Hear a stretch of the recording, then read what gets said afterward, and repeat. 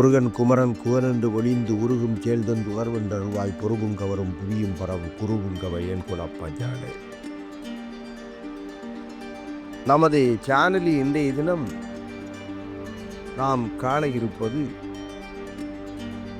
ஊனமுற்றவர் ஒருவரை அல்லது மாற்றுத்திறனாளி ஒருவரை வாழ்க்கை துணையாக பெறுகின்ற அமைப்பை கொண்ட ஜாதகம் எது என்ற கேள்வி எழுந்தது என்றால் அதற்கு ஜோதிட சாஸ்திர நூல்கள் என்ன சொல்கின்றது என்ற கருத்தை நாம் இங்கே காணலாம்.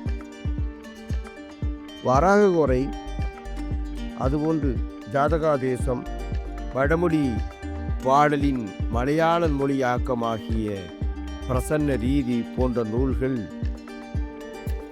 கீழ்வரும் கருத்தை பதிவு செய்கின்றன. ஒரு ஜாதகத்தில் லக்னத்திலிருந்து 5, 7, 9 ராசிகள் பாவக்கிரகங்களுடைய ராசியாக, அதாவது மேசம், ரிஷியம், சிம்மம், தேய்பிரை சந்திரனுடைய ராசி ஆகிய கர்க்கடக ராசி, அதுபோன்று பாவக்கிரகங்களோடு இணைந்த புதனுடைய வீடுகள் ஆகிய மிதுனம், கன்னி, மகரம், கும்பம், இந்த ராசிகள் 5, 7, 9 வீடுகளாக லக்கிரத்திலிருந்து அமைந்து அந்த வீடுகளில் சுக்கிரனும் செவ்வாயும் அல்லது சுக்கிரனும் சூரியனும் ஒன்றாக இணைந்திருக்க அவரை பாவக்கிரகங்கள் பார்க்கவில்லை என்றால் ஊனமுற்றவர் அல்லது மாற்றுத்திறனாளி கணவனாக மனைவியாக வருகின்ற அமைப்பை பெற்றவர் என்று நாம் உணர வேண்டும். ஒரு அனுபவத்தை உங்களோடு ஒன்றல்ல 2 அனுபவத்தை பகிர்ந்து கொள்ள வேண்டும். ஒருவரை நான் ஜாதகம் பார்த்து கொண்டிருந்த போது தாயார் ஒருவர் ஜாதகம் பார்ப்ப வந்தார்கள். தன்னுடைய மகனின் ஜாதகத்தை கொடுத்தார்கள். எனக்கு நன்றாக நினைவிருக்கின்றது. அப்போது நான் அந்த ஜாதகத்தை பார்த்ததும், உங்கள் மகனுக்கு ஊனமுற்றவர் ஒருவர் தான் மனைவியாக வருகின்ற அமைப்பு காணப்படுகின்றது என்று சொன்னபோது அவர் அழுது விட்டார்கள்.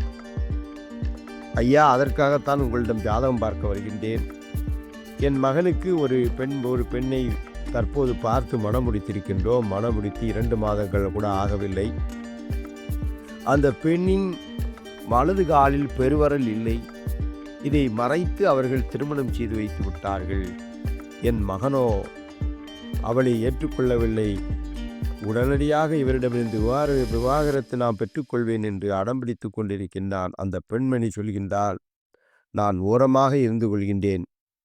என் தங்கையாவது நீங்கள் திருமணம் செய்து கொள்ளுங்கள். நான் வீட்டிற்கு செல்லவில்லை. நான் இந்த வீட்டில் ஒரு வேலைக்காரியாக இருந்து கடமையாற்றுவேன் என்று அந்த பெண்மணி சொன்னதாக இந்த தாயார் சொன்னதும் என்னுடைய மனம் மிக வலித்தது.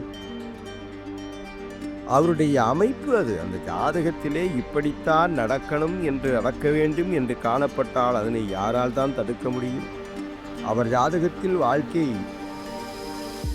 துணையாக வருகின்றது ஒரு ஊனமுற்ற பெண்ணாக காணப்பட்டால் எவரால் தடுக்க முடியும்? ஆக ஒருடைய ஜாதகத்திலே 1, 5, 7, 9 வீடுகள் 1, 5 இல்லை, 7, 5, 9 வீடுகள் பாவக்கிரகங்களுடைய வீடாக அமைந்து அங்கே சுபக்கிரகங்களுடைய பார்வையை பெறாமல் செவ்வாய், சுக்கிரன், சூரியன், சுக்கிரன் இவர்கள் அமர்ந்திருக்கின்றார் என்றால் ஊனமுற்றவர் வாழ்க்கை துணையாக வருகின்ற அமைப்பை பெற்றவர் என்று நாம் சொல்லலாம்.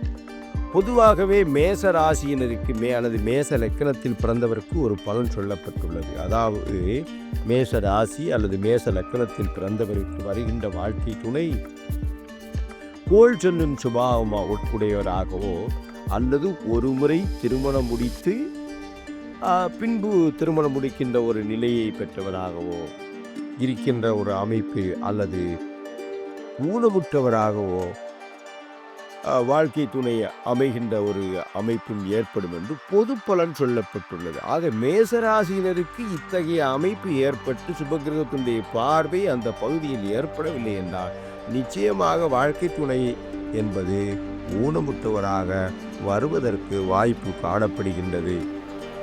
இப்படி மாறுபட்ட கோணத்தில் கருத்துக்களை தெரிந்து கொள்வதற்கு உன்னதமான ஜோதிட கருத்துக்களை நீங்கள் பெற்றுக்கொள்ள வேண்டும் என்றால் நமது சேனலை சப்ஸ்கிரைப் செய்யுங்கள்.